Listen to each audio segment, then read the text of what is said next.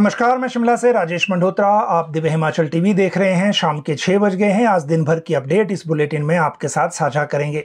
देखिए, मुख्यमंत्री दिल्ली के महत्वपूर्ण दौरे पर गए थे और वहां लगभग बैठकों का सिलसिला जो भारत सरकार में है वो अब समाप्त हो गया है और आज उनकी शिमला वापसी नहीं हो पाई है। अब कल मुख्यमंत्री शिमला लौटेंगे और उनके लौटने के साथ ही यहाँ पर जो फैसलों का सिलसिला है वो शुरू होगा। उसकी सबसे बड़ी वजह यह है कि आगामी कैबिनेट को लेकर निर्णय होना है। पिछली कैबिनेट में इसी महीने के लास्ट में फिर से कैबिनेट करने की बात कही गई थी।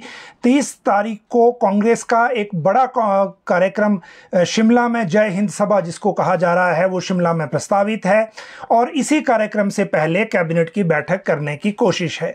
मुख्यमंत्री के आने के बाद ये तय होगा कि वो बैठक कब होती है, उसका शेड्यूल क्या रहता है, क्या क्या एजेंडा उस बैठक में लिए जाते हैं।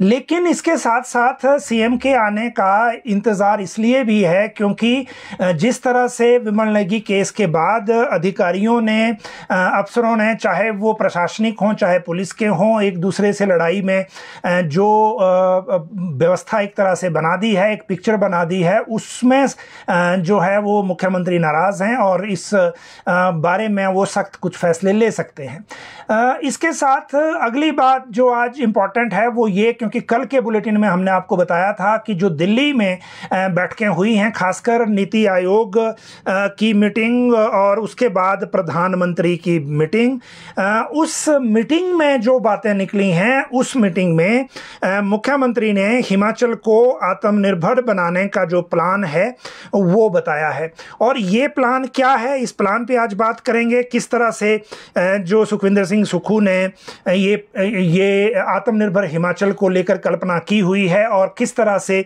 भारत सरकार से वो इसमें सहयोग चाहते हैं। क्योंकि देखिए, पावर सेक्टर को लेकर जो अभी तक चीजें चल रही हैं उसमें क्या बदलाव करने की जरूरत है और जो पीएसयूज के पास पहले के प्रोजेक्ट हैं उन प्रोजेक्टों को लेकर जब वो कोई शर्त वहां नहीं होती थी, उसको लेकर जब आगे बात करेंगे तो ये प्लान हमारे सामने आएगा और इस प्लान के मुताबिक फिर अगली चीजें इसमें तय होंगी। आज आपको इस प्लान को बताएंगे कि मुख्यमंत्री ने वहां कैसे बात अपनी रखी है और उसमें किन किन चीजों को प्रमुखता दी गई है।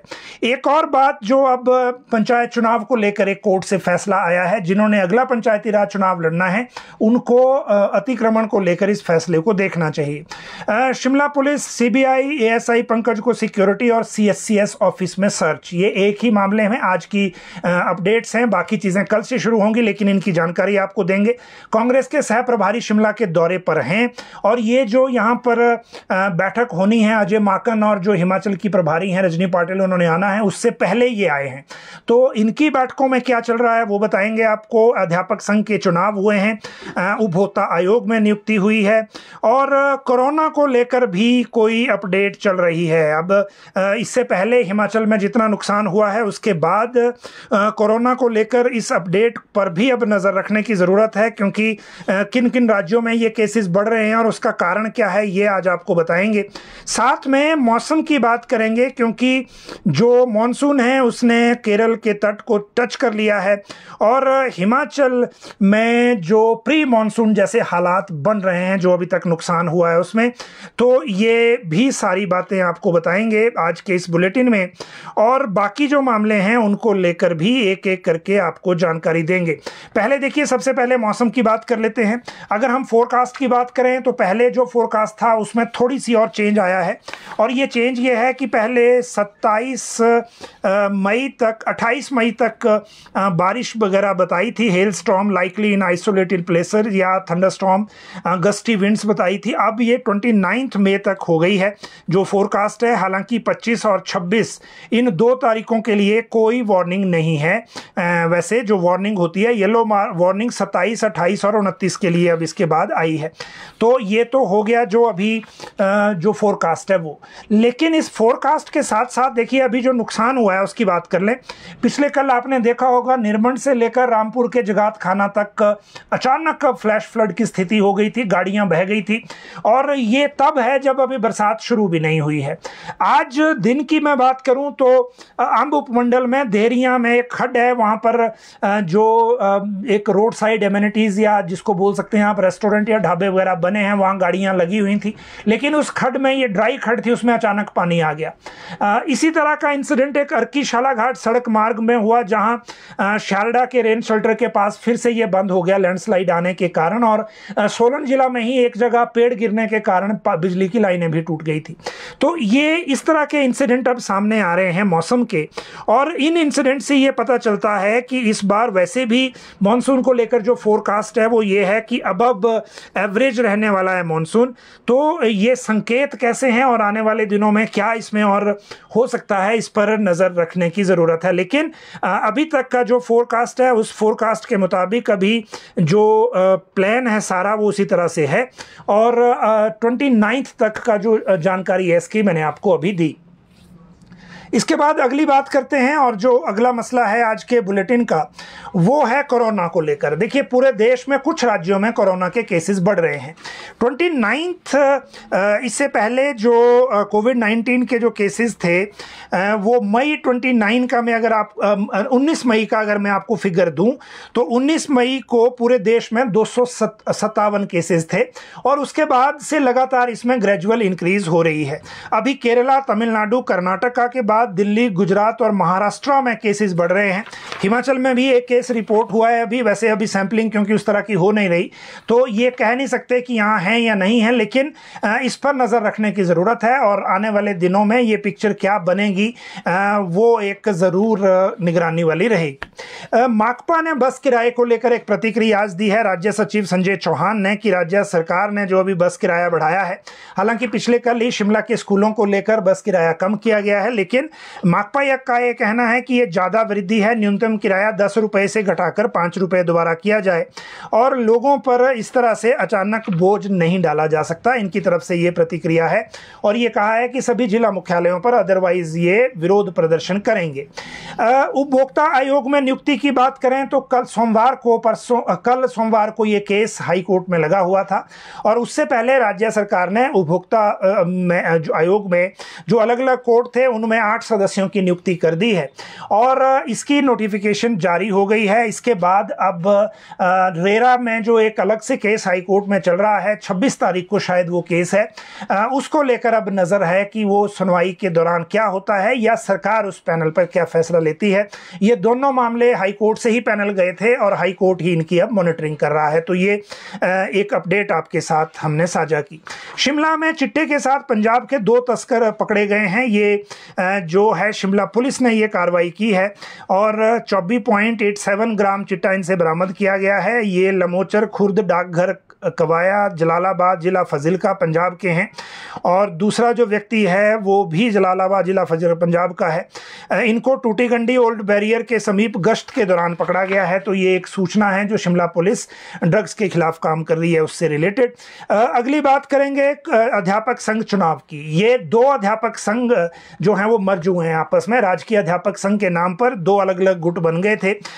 एक जो था नरेश महाजन अध्यक्ष थे, दूसरे के कैलाश ठाकुर थे।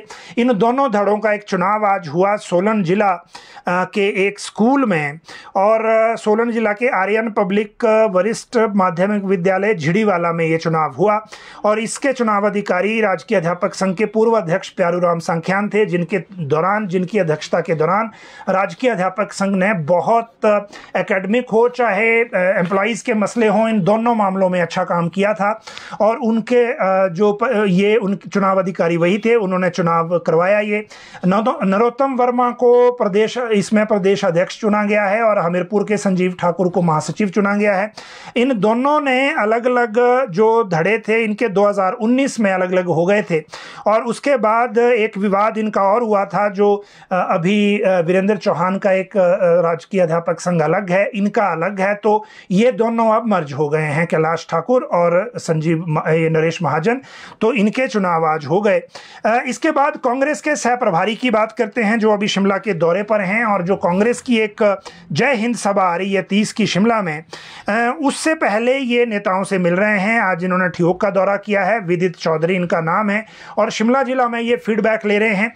और ये फीडबैक इसलिए भी ज़रूरी है कि नए कांग्रेस अध्यक्ष की नियुक्ति और कार्यकारिणी के गठन से पहले कांग्रेस हाईकमान ने जो कार्यकर्ताओं से संवाद स्थापित करने के लिए इनको भेजा है और उसके बाद 29 को राजीव भवन में अजय माकन भी कांग्रेस नेताओं के साथ बैठक कर सकते हैं। और 30 मई की जय हिंद सभा को लेकर अभी हालांकि कोई रणनीति बनी नहीं है। इस रणनीति पर भी मुख्यमंत्री के लौटने के बाद काम होगा, जब वो दिल्ली से आ जाएंगे और उसके बाद ये एक्टिविटी भी शुरू होगी। अगली बात करते हैं इसके बाद, और वो है जयराम ने जो आज तेवर दिखाए हैं। देखिए, मन की बात कार्यक्रम के लिए शिमला के आशियाना में बीजेपी के नेता थे। नेता प्रतिपक्ष जयराम ठाकुर लंबे दौरे के बाद, सिराज से लेकर किन्नौर तक के दौरे के बाद जो तिरंगा यात्रा थी, शिमला आए थे और आज इन्होंने प्रेस वार्ता को भी संबोधित किया। इस प्रेस वार्ता में काफी एग्रेसिव पोस्चर नेता प्रतिपक्ष का था और इन्होंने एक सवाल पूछे कि जो एक तो कल की एसपी की प्रेस वार्ता बीजेपी को एक नया मौका दे गई है, तो उसी का सवाल इन्होंने पूछा भी कि एक जिला का एसपी इतना ताकतवर कैसे है कि वो सब पर आरोप लगा रहा है और जो व्यवस्था है एक फोर्स की अनुशासन की वो टूट रही है। और पेन ड्राइव फॉर्मेट करने की मंशा क्या थी, किसको बचाने की कोशिश थी, इस तरह के कई सवाल इन्होंने पूछे। साथ में ये भी कहा कि सरकार को इसमें गंभीरता से सोचना चाहिए, ये मसला नैतिकता के आधार पर त्यागपत्र का है। ये इस तरह की बातें इस प्रेस वार्ता में कही गई हैं। इसके बाद इसी से रिलेटेड एक अपडेट है सीएसके ऑफिस के सर्च की। देखिए, इससे पहले भी मुख्य सचिव के कार्यालय को बम से उड़ाने की धमकी आई थी, तब ये सिर्फ मुख्य सचिव कार्यालय में मेल आई थी और उसके बाद अब स्टेट सीआईडी के कार्यालय में बम से जो उड़ाने की धमकी भरी ईमेल आई है। उसके बाद छुट्टी वाले दिन मुख्य सचिव प्रबोध सक्सेना के सचिवालय स्थित दफ्तर की फिर से रैकी की गई है। सर्च ऑपरेशन डॉग स्क्वाड के साथ किया गया है कि वहां कोई ऐसी वस्तु तो नहीं रखी गई है जो संदिग्ध हो। हालांकि वहां मिला कुछ नहीं, लेकिन जब इस तरह की ईमेल आती है किसी बड़े ऑफिस को लेकर तो एक प्रोटोकॉल होता है, उस प्रोटोकॉल का पालन करना पड़ता है। उसी प्रोटोकॉल के तहत ये सारी चीज़ें आगे हुई और उसके बाद अब अगले जो स्टेज है उसका इंतज़ार है। वैसे इससे पहले जितने जिलाधीश कार्यालयों चंबा मंडी से लेकर शिमला तक जो ईमेल्स के जरिए हुआ, उसमें क्या हुआ, कहाँ से ईमेल आई और क्या हुआ आगे, वो अभी तक पता चल नहीं पाया है। अगली बात करते हैं एएसआई पंकज की सिक्योरिटी की और शिमला पुलिस और सीबीआई की। इनके लिए भी कल का दिन महत्वपूर्ण है। महत्वपूर्ण इसलिए है कि सीबीआई को लेकर ऐसी चर्चा है कि कल से सीबीआई अपने रिकॉर्ड को लेकर या अपना जो केस है उसको लेकर सारे जो दस्तावेज है वो इकट्ठा करना शुरू कर देगी। और जिस तरह से इस विमल नेगी केस जो कोर्ट ने सीबीआई को दिया है उसी को पालन करते हुए हिमाचल से संबंधित कोई अधिकारी इस जांच टीम में नहीं है। सीबीआई मोस्ट लाइकली इसकी एफआईआर दिल्ली में करेगी और जो इंक्वायरी ऑफिसर हैं वो भी हिमाचल चंडीगढ़ या इस रीजन से बाहर के होंगे। तो ये एक बात है, लेकिन क्लैरिटी कल होगी क्योंकि शिमला पुलिस ने ऑनलाइन माध्यम से अपील इसकी डाल दी है। हिमाचल हाई कोर्ट में चीफ जस्टिस की बेंच में मोस्ट प्रोबेबली ये अपील लगेगी। जो जस्टिस अजय मोहन गोयल का एक फैसला था जिसमें विमल नेगी केस की जांच एसआईटी से लेकर सीबीआई को देने का फैसला किया गया था। अब एसआईटी ने जो अपील की है उस अपील को कब सुनवाई के लिए लगाया जाता है, एक्सेप्ट कब होती है, वो सारी चीजें कल क्लियर होंगी और जब कल ये क्लियर होंगी चीजें तो तभी हम इसकी अपडेट आपको दे पाएंगे। लेकिन इसी अपडेट के बीच जो एएसआई पंकज है जिस पे आरोप है कि उसने जो पेन ड्राइव मिला था विमल नेगी की जेब से वो जो पेन ड्राइव को फॉर्मेट किया था उसको सुरक्षा दे दी गई है पुलिस की।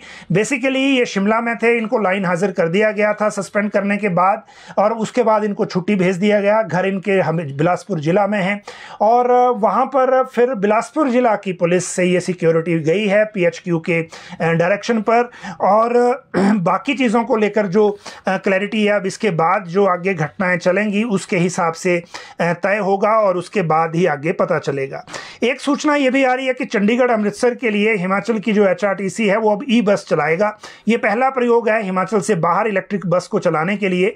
30 नई बसों की जो खरीद कर रहा है ये एचआरटीसी, उसमें ये व्यवस्था की जा रही है। एक बार चार्जिंग से 300 किलोमीटर तक बसें चलती हैं और इसीलिए इस बस को अमृतसर के लिए नया प्रयोग किया जा रहा है। अगली बात जो है अब सब्जेक्ट अगला ये है जो पंचायत चुनाव को लेकर लेकर एक बड़े फैसले की है। देखिए, हिमाचल हाई कोर्ट ने यह क्लियर कर दिया है कि सरकारी भूमि पर अतिक्रमण परिवार का अगर कोई भी सदस्य करता है तो पूरे परिवार से कोई पंचायत का सदस्य चुनाव नहीं लड़ सकता। एक तर्क आया, एक केस आया हाई कोर्ट के सामने कि जो पिता है जिसके नाम ऐसा, जिस पर आरोप है या जिस पर ये एलिगेशन है कि उन्होंने सरकारी जमीन पर अतिक्रमण किया है, वो अलग रहते हैं और जो बेटा अलग रहता है, इसलिए बेटे को चुनाव लड़ने से कैसे रोका जा सकता है। लेकिन हिमाचल हाई कोर्ट ने कहा कि निचली जो अदालत है उसके आदेश पर, जो निचली आदेश पर मोहर लगाई है, ये कहा है कि सरकारी भूमि पर अतिक्रमण करने वाले परिवार का कोई भी सदस्य चुनाव नहीं लड़ सकता।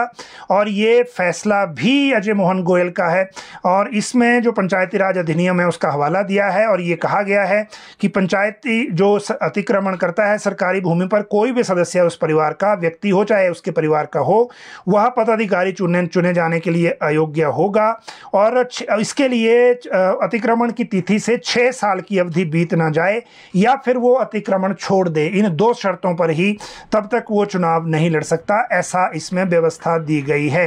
तो क्योंकि इसी साल पंचायती राज चुनाव होने हैं, इसीलिए इस व्यवस्था में जो भी बदलाव हो रहा है वो इम्पोर्टेंट है, इसकी जानकारी आपको देना ज़रूरी है ताकि बाद में जो इसकी सूचना के अभाव में कोई चीज़ ना हो, और इसीलिए ये जानकारी हमने आपको दी।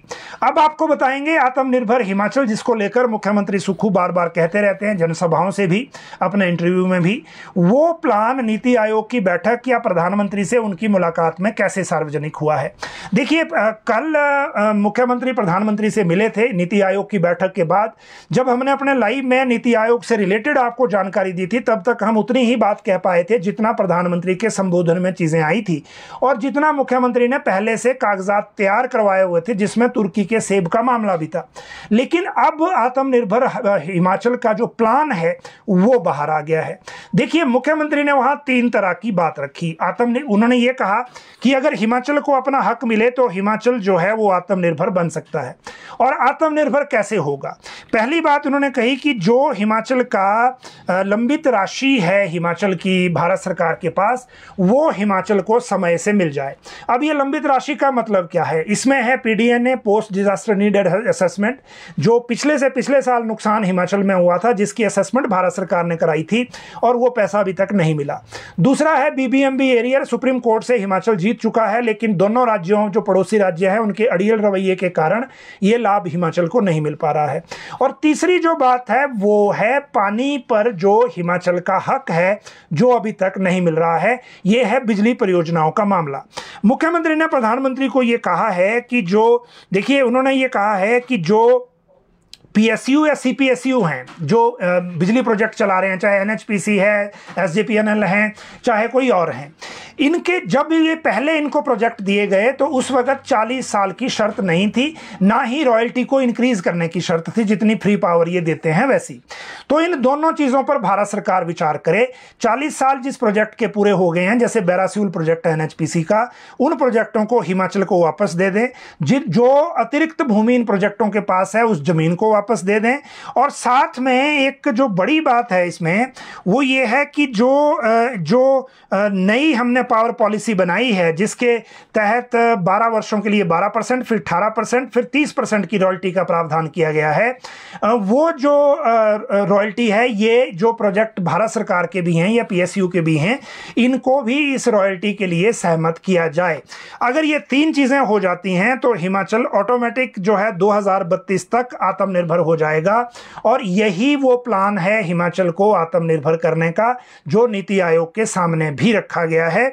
और इसके अलावा और चीज़ों पे भी बात हुई, जैसे कांगड़ा हवाई अड्डे के विस्तारीकरण को लेकर, क्योंकि भारत सरकार का जो एयरपोर्ट अथॉरिटी ऑफ इंडिया है, इन्होंने अमृतसर एयरपोर्ट के साथ गग्गल एयरपोर्ट को अटैच करके कुछ स्कीम बना दी हुई थी। अगर ऐसा होता तो फिर हमारा गग्गल वाला जो है वो एक्सपेंड नहीं हो पाना था, जबकि हिमाचल सरकार उस पर बहुत एडवांस है। तो ये एक अलग मैटर है। लेकिन जो आत्मनिर्भर हिमाचल का प्लान है वो एटलीस्ट दिल्ली इस दौरे में क्लियर हो गया है। और भारत सरकार अगर इसमें सहमति दे दे या इसमें सहयोग कर दे तो इसको पूरा करने में जल्दी होगी। ये जो अपने आप में एक जो क्लैरिटी है इसमें वो हो गई है। अब बात करते हैं मुख्यमंत्री के लौटते ही जो बड़े फैसले हैं जिनकी उम्मीद है और जो अफसरों ने किरकिरी करवाई है उन पर क्या कार्रवाई हो सकती है। ये दो महत्वपूर्ण मामले हैं और दोनों महत्वपूर्ण मामले एक दूसरे के साथ कनेक्टेड है। देखिए, मुख्यमंत्री ने शिमला आना है और शिमला आने के बाद ही उनका इंतजार हो रहा है कि सारी चीज़ें जो आगे हैं वो कैसे चलेंगी और कैसे ली जाएंगी और किस तरह से फिर आगे बात होगी। अब दो चीज़ें इसमें बड़ी इंपॉर्टेंट है। एक इंपॉर्टेंट तो ये है, इसमें बड़ी बात ये है कि मुख्यमंत्री के आने के बाद ये जो विमल नेगी केस के बाद पुलिस का झगड़ा बाहर आ गया है, उस झगड़े में क्या होता है, क्योंकि एसपी वर्सेस डीजीपी ये तो क्लियर है, इसमें तो अब कोई शक शुबा बचा नहीं। लेकिन एसपी शिमला की प्रेस वार्ता में और भी बड़े सारे शब्द हैं।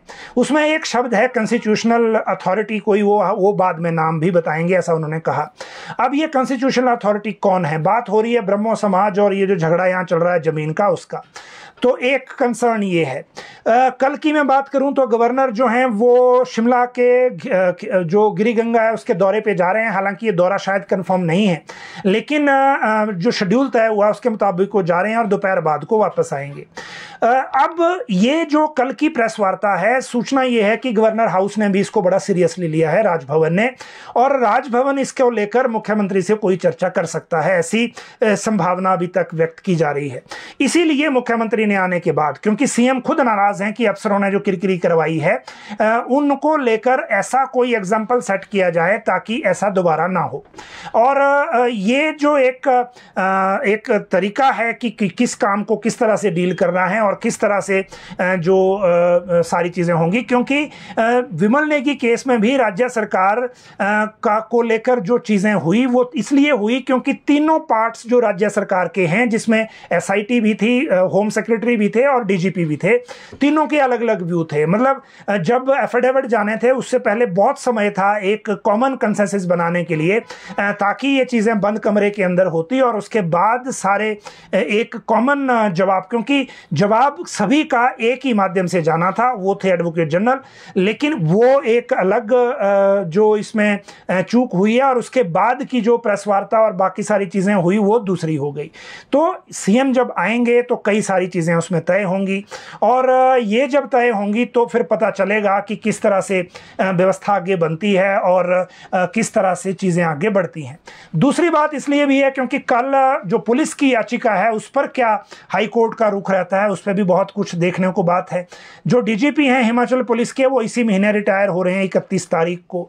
हिमाचल पुलिस की याचिका कोर्ट में जाने से पहले या जाने के बाद क्या डीजीपी से कोई क्वेश्चन पूछा जा सकता है राज्य सरकार द्वारा कि उनका जो एफिडेविट है वो अलग क्यों था, कंट्राडिक्शन वाला क्यों था, वो पहले उसमें राज्य सरकार को क्यों अवगत नहीं करवाया गया, या वो सारी चीज़ें उसका पार्ट हैं।